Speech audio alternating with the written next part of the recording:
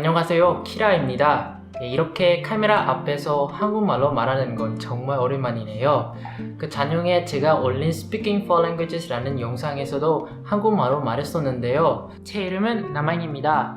제 닉네임은 키라라고 합니다. 그러니 키라라고 불러주시면 감사하겠습니다. 그 당시에는 배우고 나서 얼마 안 된 시기여서 발음이 좀 이상했었죠. 지금도 완벽하게 말하는 건 어려운데요. 그래도 한국어를 완벽하게 읽을 수 있게 되었고 짧은 문장 정도는 쓸 수 있게 되었습니다. 가장 중요한 건 매일 조금씩 공부를 지속적으로 하고 있다는 점이에요. 그래서 이 영상에서는 제가 2년간 어떻게 한국어를 독학했는지 그리고 왜 한국어를 고르게 되었는가 여러분과 공유하려고 해서 영상 올리게 되었습니다.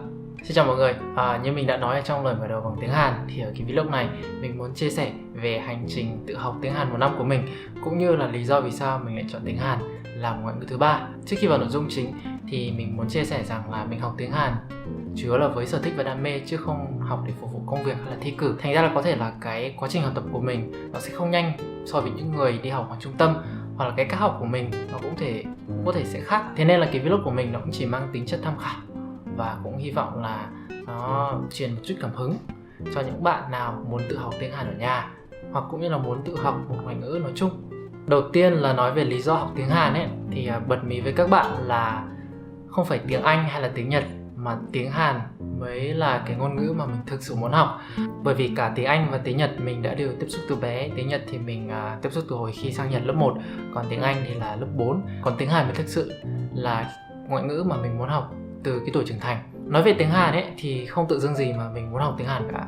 Hồi còn bé thì bà nội mình hay xem mấy cái phim cổ trang của Hàn Quốc ấy, như là Dae Jang Kim, Thần Nhi Jumong, Thần Nhi Heojun, rồi Jumong. Thì hồi đấy cả gia đình mình cũng như là mình đều ngồi xem phim cùng bà. Ngay từ hồi bé là mình cũng được biết đến nước Hàn qua những cái bộ phim cổ trang đó. Xong rồi lên cấp 3 thì cái đứa ngồi cạnh bàn mình ấy thì nó lại truyền bá tư tưởng K-pop cho mình. Và từ đó thì cái gu nhạc của mình bắt đầu chuyển dần sang nghe nhạc Hàn. Và không chỉ nhạc Hàn mà mình cũng bắt đầu xem những cái bộ phim Hàn. Và đặc biệt hồi đấy là có bộ phim Secret Garden của Hyun Bin đóng rất là nổi. Và từ hồi đó thì coi như là mình bắt đầu nghiện xem phim Hàn cũng như là nghe nhạc Hàn. Nhưng mà để có được một cái suy nghĩ thực sự muốn học tiếng Hàn ấy thì có lẽ phải đến khi mà mình sang Nhật du học. Mặc dù sang Nhật và du học bằng tiếng Anh, nhưng mà có một cái điều đặc biệt là mình có rất nhiều người bạn Hàn. Càng tiếp xúc nhiều hơn, đi chơi nhiều hơn với những cái bạn người Hàn thì mình mới cảm thấy thực sự yêu thích ngôn ngữ này. Và nghĩ rằng sẽ là thật tuyệt nếu mà sau này khi mà sang Hàn gặp lại những người bạn cũ đấy và mình có thể nói tiếng Hàn với chúng nó. Và đó cũng có thể coi là lý do mình muốn bắt đầu học tiếng Hàn. Giống như ai đó nói là tôi muốn học tiếng Nhật vì tôi thích anime hay là tôi thích đọc manga. Mình cũng muốn học tiếng Hàn vì mình thích K-pop và K-drama. Bên cạnh đó thì mình cũng muốn học tiếng Hàn bởi vì mình nghĩ là sau này khi mà có cơ hội sang được Hàn và gặp lại những người bạn cũ thì mình có thể giao tiếp với họ bằng chính ngôn ngữ của nước họ. Sau một thời gian ưu tiên trau dồi tiếng Nhật và tiếng Anh, đến mùa hè năm ngoái, cụ thể là tầm giữa tháng 7, thì mình nghĩ đó là cái thời điểm phù hợp để mình bắt đầu học tiếng Hàn. Và hành trình học tiếng Hàn của mình bắt đầu từ đó. Sau đây thì mình muốn tóm tắt với các bạn về cái quá trình học tiếng Hàn trong vòng một năm của mình. Đầu tiên là phải nói về việc tự học hay là đi học ở trung tâm. Thì lúc đấy mình chọn việc tự học. Lý do bởi vì thứ nhất là trước giờ học tiếng Anh với tiếng Nhật mình đều tự học ở nhà cả. Thứ hai là tiếng Hàn mình cũng chỉ học với sở thích và đam mê thôi, cho nên là cũng không nhất thiết phải dành thời gian đi ra ngoài trung tâm để học. Tự học ở nhà cũng có thể giúp mình tự xây dựng một cái lịch trình và kế hoạch học tập phù hợp với cách học của bản thân. Nói về giáo trình học đầu tiên mà mình sử dụng ấy, có thể mọi người sẽ nghĩ rằng là mình sẽ dùng cái bộ giáo trình tiếng Hàn dành cho người Việt màu xanh lá cây ấy. Tuy nhiên thì mình không chọn học cuốn đấy mà mình lại chọn học cuốn này, Practical Korean, vì lý do là đây là dạy bằng tiếng Anh. Nhưng là mình cũng cảm thấy là mình muốn học tiếng Hàn qua một trong hai thứ tiếng là tiếng Anh hoặc tiếng Nhật hơn thay vì là học trực tiếp qua tiếng Việt. Và cái thời điểm mới học ấy thì lúc nào động lực cũng rất là tràn trề. Mình sử dụng cuốn sách này học trong vòng 1 tháng và mỗi ngày đều rất chăm chỉ học khoảng 30 phút cho đến 1 tiếng. Thực ra trước khi học tiếng Hàn thì mình đã có khoảng 3 tháng ôn thi N1 tiếng Nhật. Và trong khoảng thời gian đấy thì mình cũng đã tạo được cái thói quen là học tiếng Nhật 25 phút mỗi sáng trước khi ăn sáng ấy. Sau khi thi tiếng Nhật xong thì mình thay vì học tiếng Nhật bằng việc học tiếng Hàn. Và thế là mình vẫn giữ được cái thói quen học ngoại ngữ trước bữa sáng. Mặc dù là học rất nhanh nhưng mà không hiểu sao quên cũng rất nhanh. Thế là mình cũng thử học song song với cái ứng dụng Duolingo mà mình đã giữ từ cách đây rất lâu rồi. Nhưng mà cũng được vài ngày thì chán.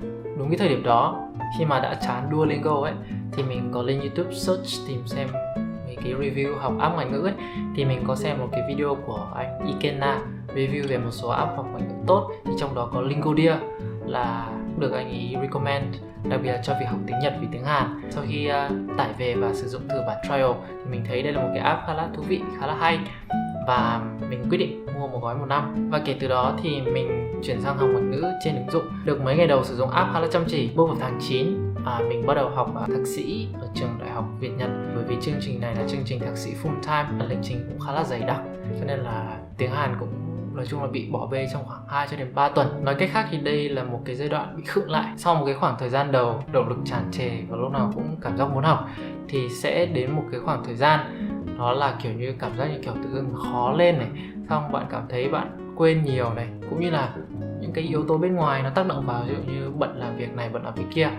Thế là tự dưng bạn mất hứng học. Mình cũng đã rơi vào cái khoảng thời gian này trong khoảng 2 cho đến 3 tuần khi mà việc học tiếng Hàn nó không được đều đặn. Sau khi đã quen dần với cái nhịp sống sinh hoạt mới, đặc biệt là trong việc đi học ở trên trường ấy, mình cũng nghĩ rằng là nên tập trung hơn vào việc học thạc sĩ. Và tiếng Hàn thì mình sẽ đưa xuống cái mục là kiểu như là học vì sở thích đam mê thôi. Thay vì cố gắng học nhiều nhất mỗi ngày thì mình tạo một cái thói quen nhỏ. Ví dụ như sử dụng Lingodeer, sử dụng app Lingodeer và học ít nhất 10 XP mỗi ngày. 10 XP này nó tương đương chỉ với khoảng một bài ngữ pháp kéo dài trong khoảng 5 phút thôi. Có nghĩa là mỗi ngày mình chỉ cần học tiếng Hàn 5 phút và học thêm nhiều cũng không sao cả. Học thêm nhiều thì càng tốt. Nhưng mỗi ngày mình bắt buộc phải hoàn thành ít nhất là 5 phút tiếng Hàn. Thì thực ra là 5 phút này nó khá là dễ, thậm chí là chưa gần 5 phút thì mình cũng đã hoàn thành được cái 10 XP này rồi. Bên cạnh đó thì mình cũng tạo được một cái thói quen, đó là sử dụng sổ tay để viết những cái câu cú tiếng Hàn đơn giản hàng ngày. Ví dụ như là ngày tháng này, mấy giờ mình dậy này, để mình cho các bạn xem. Đây là sổ tay của mình. Ở trong sổ tay ấy thì nó có một cái mục phân chia theo tuần. Đây, thực ra thì các bạn có thể thấy là mình viết chữ Hàn chít chít, nhưng mà thực ra nó cũng chỉ là những cái câu cú nó rất là đơn giản thôi. Ví dụ như là 5시에 일어났어, sáng dậy lúc 5 giờ này, 점심밥을 먹었어 này. Cái mục đích mà mình muốn viết những cái câu cú tiếng Hàn đơn giản hàng ngày, mặc dù có thể lặp đi lặp lại, là bởi vì là mình muốn quen dần với cái chữ Hangul này. Và cũng như là nó sẽ tạo cho mình một cái cảm giác là mình không chỉ học mà mình thực sự sử dụng nó trong cái cuộc sống hàng ngày. Đó là cái điều mà mình thấy nó rất là quan trọng. Thế rồi sau cái đợt nghỉ Tết âm lịch thì vì dịch Covid bùng phát cho nên là cũng phải ở nhà một thời gian dài, thì lúc đấy khá là rảnh, cho nên mình cũng tập trung học nhiều hơn. Nhưng mà khi mà bước vào khoảng tháng 5, đặc biệt là mùa hè, khi mà đã quay lại trường học, và lúc đấy thì coi như là phải chạy deadline liên tục. Mặc dù rất là bận bịu, nhưng mà mình cố gắng quay về cái thói quen nhỏ, thì mình vẫn duy trì việc học tiếng Hàn trên ứng dụng điện thoại này. Mình vẫn hàng ngày viết câu cú tiếng Hàn vào sổ tay. Đặc biệt là trong cái thời gian mà chạy deadline mùa hè ấy, thì buổi sáng trước khi ăn sáng ấy, mình sẽ dành cái khoảng thời gian đấy để ôn thi. Còn việc học tiếng Hàn thì mình chuyển sang buổi tối. Như là trước khi đi ngủ thì mình chỉ việc nhảy lên giường cầm theo điện thoại và dành khoảng 5 cho đến 10 phút để học qua tiếng Hàn rồi đi ngủ. Và cho đến giữa tháng 7 2 tuần trước thì mình đã kết thúc môn thi cuối cùng của kỳ 2. Có được một khoảng thời gian rảnh thì mình muốn dành thời gian đó để tái khởi động lại. Mặc dù là vẫn đang học tiếng Hàn, nhưng mà ý là kiểu như là muốn trau dồi thêm ấy. Như các bạn có thể thấy thì mình bắt đầu với việc là ôn lại toàn bộ ngữ pháp đã học ở trên ứng dụng. Và tạm thời đó là toàn bộ quá trình học ngoại ngữ trong vòng 1 năm của mình. Ok, sau đây thì mình sẽ chia sẻ với các bạn 3 ứng dụng mà mình đang sử dụng để học tiếng Hàn. Đầu tiên đó là Lingodeer. Các bạn có thể thấy đây, mình cho các bạn xem. Đây là cái khóa học tiếng Hàn thì sẽ gồm Korean 1 với trình độ tương đương là Topic 1, Topic 2. Bây giờ mình đang ở học Korean 2, có nghĩa là Topic 2 và 3. Cái mà mình thích nhất ở ứng dụng này ấy, đó là trong mỗi cái mục section này, ví dụ như Units, Permit này, Honorific này, thì luôn luôn có một cái learning tips, nghĩa là nó diễn giải cái mẫu ngữ pháp mà mình sẽ học trong cái section đó. Thì mình có thể xem, theo dõi cái này và mình có thể ghi chép ra vở này. Và bên cạnh learning tips thì nó sẽ bao gồm các cái lessons, các cái bài bao gồm cả từ vựng và ngữ pháp, và cuối cùng là một cái đoạn hội thoại để học reading và speaking. Sau đó khi mà đã học xong những cái mẫu ngữ pháp và từ vựng này thì bạn có thể chuyển sang mục review, bao gồm là test từ vựng cũng như là test ngữ pháp. Thì ví dụ trong cái thời gian bận bịu ấy mà không học được ngữ pháp mới ấy, thì mình sẽ chỉ cần dành 5 phút để kiểm tra lại từ vựng của mình hoặc là mẫu ngữ pháp của mình khoảng 20 cho đến 40 loại thì nó cũng đủ để có thể hoàn thành được 10 XP rồi. Và đây như các bạn có thể thấy thì hôm nay là ngày thứ 300 mình sử dụng Lingodeer, nghĩa là liên tục ấy, nghĩa là không bỏ bất kỳ một ngày nào. Thì các bạn có thể thấy là tổng cộng sẽ là 82 giờ 26 phút. Nói chung là ngày nào mình cũng học một chút. Ví dụ như sáng nay thì mình có học khoảng 23 phút thì cũng hoàn thành được 10 XP này. Hôm qua thì học 47 phút là được 39 XP này. Tiếp theo là ứng dụng Memrise. Thì cái ứng dụng này mình mới tải từ cái hồi nghỉ dịch Covid, nghĩa là cách đây khoảng 3 tháng. Nếu như mà Lingodeer ấy, nó tập trung vào học ngữ pháp thì ứng dụng Memrise nó lại tập trung hơn vào việc học từ vựng. Đặc biệt là cái cách học từ vựng đây nó rất là thú vị. Bởi vì sao? Bởi vì là có những cái câu cú mà mình có thể học với người bản địa, learning with locals. Tại vì là 어디가 아프세요? Đó thì học cái này thì cảm giác nó sẽ sinh động hơn, cho nên là rất là thú vị. Và cuối cùng là app Naver Dict. Thì đây nó là một cái ứng dụng từ điển tiếng Hàn thôi, nhưng mà trong này nó là cả một kho tàng kiến thức tiếng Hàn rất là hữu ích mà mình nghĩ là mọi người nên sử dụng. Mặc dù đây là từ điển tiếng Hàn, Anh, như là có cả Hàn Nhật hay sao ấy, nhưng mà cái quan trọng của nó là trong này nó có cả mục Study Korean qua các bộ phim này, Today Korean Conversation, nghĩa là cái đoạn hội thoại của ngày hôm nay này, mà lại nó lại còn miễn phí nữa, trong khi Memrise và Lingodeer thì phải trả tiền.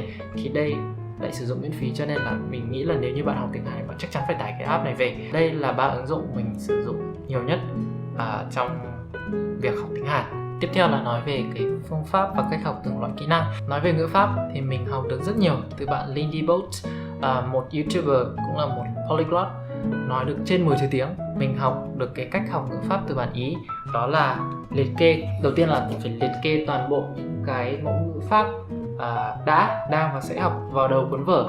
Sau đó thì phân chia ra theo mục, ví dụ như màu vàng sẽ là mới này, màu xanh lá cây sẽ là cần phải xem lại, và màu xanh nước biển là những cái mẫu ngữ pháp mà mình đã thuộc, nhớ rồi không cần phải xem lại nữa. Và sau đó sẽ chia theo ngày, nghĩa là ngày hôm nay thì sẽ học những cái gì, những mẫu nào. Về cái cách ghi chép ngữ pháp thì thực ra nó cũng không có gì đặc biệt cả.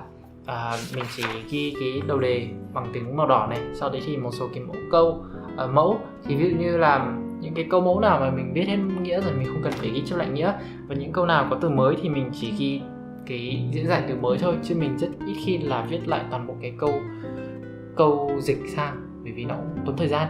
Ngoài ra thì mình còn áp dụng một cái phương pháp, đó là tái diễn đạt.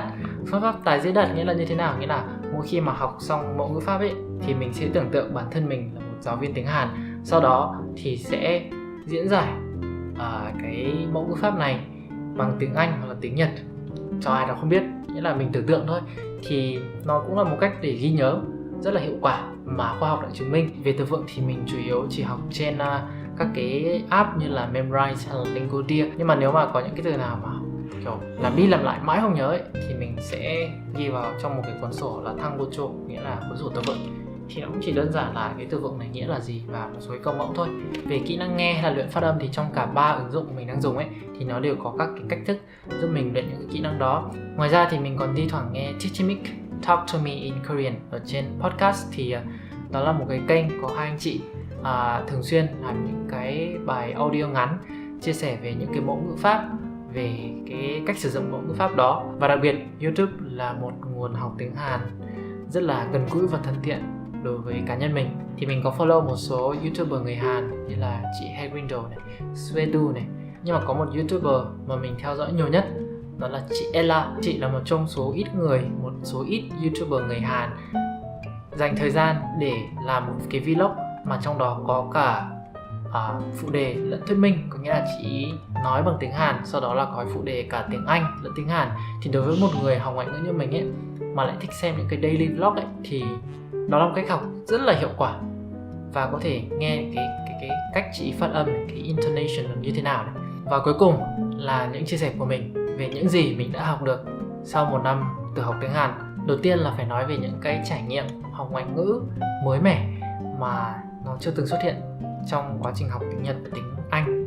Bởi vì tiếng Hàn là ngoại ngữ mà mình học ở cái tuổi trưởng thành ấy, cho nên là mình phần nào bắt đầu hiểu được cái cảm giác, những cái khó khăn ban đầu khi mới bắt đầu học một ngoại ngữ nào đấy. Thứ hai, nhờ việc tự học tiếng Hàn mà mình xây dựng được một cái kỹ năng, đó là tự lên kế hoạch này, tự lập cái lịch trình học này. Thực ra là gọi là tự thì cũng không hẳn, mình cũng dành nhiều thời gian để tham khảo trên YouTube, nhưng mà nhờ những việc tự mày mò, tự tìm hiểu trên YouTube mà mình cũng tự tìm được cái cách học để phù hợp với mình. Và cuối cùng, đây cũng là một trong những bài học quan trọng nhất, đó là cân bằng giữa mục tiêu và quá trình học.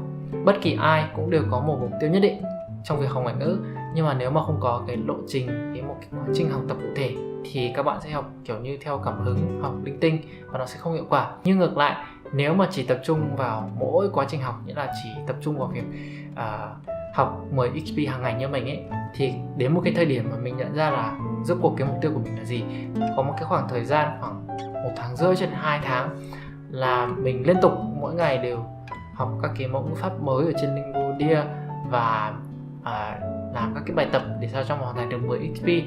Mà đến lúc nhận ra là những cái mẫu ngữ pháp mà mình đã học ấy, mình chỉ nhớ được khoảng 50% thôi.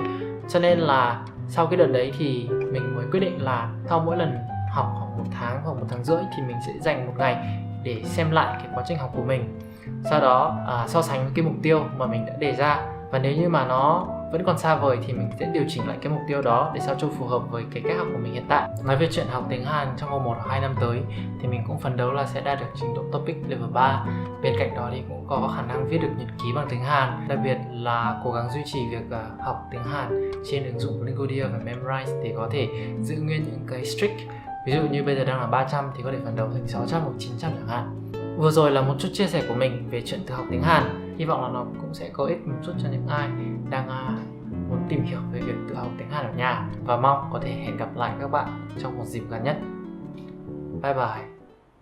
어떤 이유로 만나 나와 사랑을 하고 어떤 이유로 내게 와 함께 있어준 당신 부디 행복한 날도 살다 지치던 날도 모두 그대의 곁에 내가 있어줄 수 있길